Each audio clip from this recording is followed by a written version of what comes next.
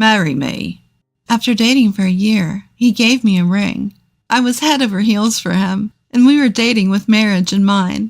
We both wanted 2 kids, ideally a boy and a girl. He had always said we would split the chores and parenting duties, so I accepted his proposal without any concern. My name is Lily. I'm a 26-year-old office worker, leading an ordinary life, but my life changed about a year and a half ago. I fell in love at first sight with a man named Brian at a business dinner. With the help of my friends, I managed to get close to him and approached him relentlessly. Within 6 months, we started dating, and a year later, we were married. I'm so happy to be married to Lily. Living with the person you love is so much fun. I fell for him first, but Brian truly loves me. We lived together and split chores, as we had discussed when we were dating. But then, one day, things started to change. Half a year into our marriage, I found out I was pregnant. I need to step up my game as a father.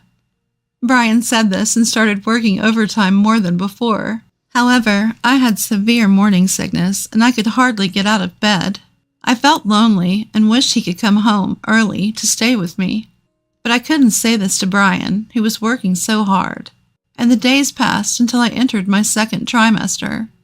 Perhaps Brian was trying to earn money for our child. As if forgetting our promise before marriage, he even stopped helping with chores, perhaps thinking I had time since I was at home. I would have liked to go home to my parents for delivery, but they had passed away. My in-laws live nearby, but I hardly know them and can't rely on them. I felt very lonely, and then came the due date. Before I knew it, our son was a month old. Then, unusually, Brian came home early and flopped down on the sofa. I'm exhausted. What's for dinner? I'm sorry, I was just about to start. Why? Our son's nightly crying was intense, so I couldn't get a good night's sleep. I was overwhelmed with housework and childcare during the day. I wish he'd told me he was coming home early. Swallowing those words, I went into the kitchen. My parents are planning to throw a baby shower this Sunday. Come to think of it, they had mentioned that when they visited us the other day. Should we get something delivered? I'm thinking sushi would be great. My parents are coming over after all, so let's splurge a bit and treat them. What? Okay, got it. Though I agreed, a week passed by at the speed of light. Tending to my baby and household chores, I couldn't even get time to order sushi. Sunday arrived, and just as I tried to order sushi, the store wasn't open yet, so I couldn't place an order. Then finally Brian woke up. I asked him to place an order instead, but he said he had to go to work and left. At the end, from being occupied with my son, I didn't even get to order sushi, let alone have breakfast, and noon passed. But I thought if I explained the situation, my father-in-law and mother-in-law would understand. Cradling my crying son, just when I felt like I was about to cry too, my in-laws arrived. They came much earlier than I had expected. I wonder why. Upon entering, my mother-in-law immediately picked up my son. Has he been crying all this time? Brian used to cry a lot when he was born too. My father-in-law walked in holding a big bag. He proudly took out its contents and said, What do you think? Hors d'oeuvres. We had reserved it, but figured it might not be enough, so we went ahead and added some extra touch this morning. His meddling is why it took longer than expected, but he was determined to have you taste it. My mother-in-law said with a laugh. I confessed that I intended to order sushi but ran out of time. Never mind all that. You're tired. Don't worry about such unnecessary things. Get some rest. All right, let's make some rice balls. My father-in-law rolled up his sleeves, only to realize there was hardly any rice left, so he quickly rushed out to buy some more. My mother-in-law suggested that I rest while she took my crying son for a walk. Grateful, I lay down on the couch. After a while, I was awakened by the sound of the front door opening. Lily, what are you doing? It was Brian who entered. You said my parents were coming over, right? What about the preparations? Still groggy from sleep, I faced an intensely questioning Brian. He then noticed the hors d'oeuvres my in-laws had brought. So this is all you prepared for today? Can't be. You ordered sushi, right? I couldn't order sushi. But before I could finish, Brian suddenly erupted in anger. What? They came all the way here and you got them this cheap junk? Huh? Junk? What's he talking about? Overwhelmed by Brian's outburst, I was at a loss for words. Brian then knocked the plate with the hors d'oeuvres off the table. Just as I stood there in shock, my in-laws returned. What was that noise? Is everything all right? My father-in-law had just returned with a bag of rice, and my mother-in-law, who'd been pacifying our son, were taken aback by the sight. The next instant, my father-in-law was furious. Brian, what the hell is going on? To which Brian replied, without a shred of guilt. It's simple. I can't serve this cheap stuff to you guys. When you both came all the way here. No, that's not right, Brian. Caught by surprise, I struggled to articulate my thoughts when my father-in-law and Brian began to argue. You've left everything to Lily. If you think it's cheap, you should have prepared it yourself. What the hell? You said you were coming for a baby shower, so I told her to get some sushi. After all, she's always home. She should be able to do that, right? Just the other day, there was no dinner ready when I got home. And today, this cheap stuff? What the hell? Brian's words made my blood rush to my head. My father-in-law brought it. What? Stunned, Brian stood frozen as I let out all my pent-up frustration. My father-in-law went out of his way to reserve and get it. Also, these ones here were made by my father-in-law and mother-in-law. How can you be so cruel? No, that can't be. I didn't know.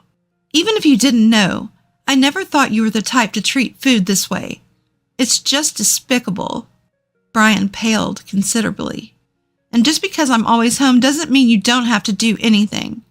I've been struggling home all alone. I'm holding the baby and need to stay alert 24 hours. Have you done anything to help me? Well, I hold the baby. I comfort her. You only comfort the baby when she's in a good mood. You've never held her when she cries, have you? Whenever she starts crying, you hand her over to me, and when she cries at night, you leave the room because you can't sleep. Everything I'd been thinking since the baby was born came spilling out. I couldn't stop myself. Do you think I'm resting just because I'm home when you're here, Brian? Do you think I'm just sleeping all day with the baby? I'm not in perfect health, and I'm lucky if I can get 2 hours of sleep. You say you have to go to work, but I can never catch a break from parenting. Why do I have to take care of you in the midst of that? Tears streaming down my face, I continued to berate Brian. My father-in-law became even angrier and rebuked Brian. You've been living like this? I told you to take better care of Lily. After my mother-in-law put her son to bed, she comforted me and joined my father-in-law in his criticism. That's right. Postpartum life is physically and mentally challenging. Even before Lily gave birth, you were hardly home, Brian. At this, Brian finally managed to find his voice, though he stumbled over his words. I can't help it. I had work. I thought I needed to earn more since I was going to become a father. But what if Lily gets sick? What the hell, you two? Always Lily, Lily. You're just worried about Lily because you're happy about the baby. You hardly know her. Brian grumbled sullenly. Indeed, we did not have a wedding, and I had hardly interacted with my in-laws. My parents died in an accident before I married Brian, so we had our wedding ceremony overseas, just the two of us. The only proper meeting we'd had with my in-laws was when we greeted them to receive their blessings. My in-laws lived about a 30-minute drive away, but even when we visited occasionally, I only followed Brian, and we hardly had any substantial conversation. When I found out I was pregnant, it seemed like my in-laws were willing to help out, but they felt like strangers, and I doubted we'd get along well. However, this changed when I was about 2 months away from giving birth. Lily, how are you feeling? Do you mind if your father-in-law and I come over? I was surprised when I received a phone call out of the blue from my mother-in-law, but I had no reason to decline, so I said we were waiting for them and started cleaning up while cradling my swollen belly. Before long, the doorbell rang. My father-in-law and mother-in-law were already here. What's going on? Hello, we thought you'd start cleaning if we told you we were coming, so we called when we were close by. Are you about to have lunch? Would you like to join us?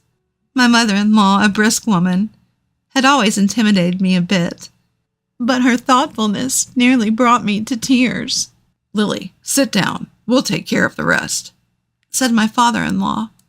Started tidying up along with my mother-in-law. Honestly, I was in pain and didn't feel like moving or cleaning because my belly was heavy.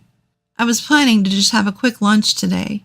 Moreover, since I started my maternity leave, I had very few conversations with people, which stressed me out, so I was very pleased with their visit. It seemed like my in-laws were worried about me, but they had refrained from contacting me so as not to inconvenience me. However, they got worried when they didn't hear from Brian and learned from my father-in-law that he had been working overtime and coming into work on his days off and was just sleeping when he was home, so they decided to rush over today. I was so happy that I decided to tell Brian about it and waited for him to come home. He didn't come home until after 11 p.m. As soon as Brian noticed I was awake, he rushed over. What are you doing? Why aren't you sleeping? I was just trying to tell him about the visit from his parents, so why was he so angry? I couldn't help but wonder if he had something to hide. All I could say was sorry, and I crawled into bed crying. Even after that, my in-laws kept coming over to help regularly, but I never had the opportunity to tell Brian. I thought either my father-in-law or mother-in-law must have told Brian, but it turned out that everyone thought the same, and no one had actually told Brian, and he just found out today that I was getting along with his parents. Seeing this, Brian made a pitiful face. I can't believe it. I'm Lily's husband and their real son. Why am I the only one being left out?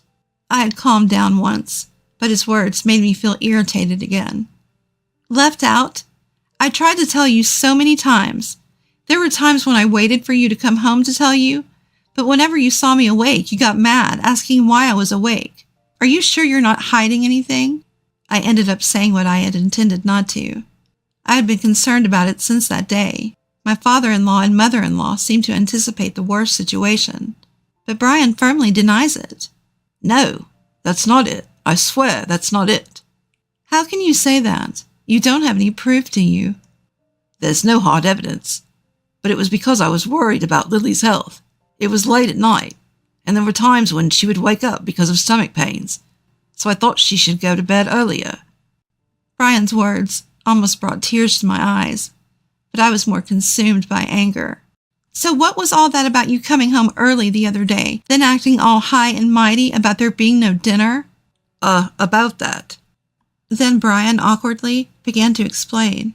Apparently, that day he made a mistake at work, was reprimanded by his boss, who advised him that he was working too much and should go home early, and that's why he finished work on time. How could I tell Lily such an embarrassing story? That's why I took it out on her. I'm sorry. I see.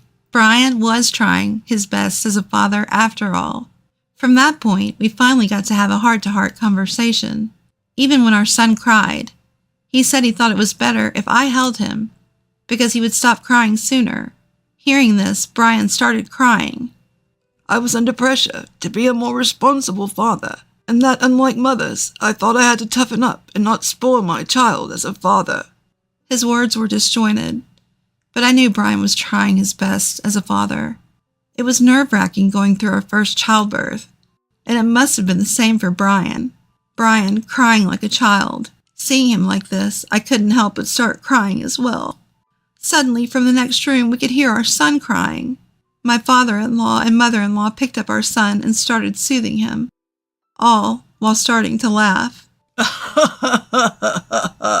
What a family. This is entertaining. Like father, like son, huh? Let's see who stops crying first. In the end, our son was the first one to stop crying. After this incident, it seems Brian had a change of heart and began to balance his work and family life. At one point, I even contemplated divorce, but I am content with how things are now. Brian's ideal father was a stern, silent breadwinner, but that was so out of character for him. I don't know why he held such an ideal. He realized it himself, and it has become a dark chapter in his history. If anyone brings up the subject, he blushes and runs away. Now he is more tender to our son, and even helps out when he wakes up crying at night.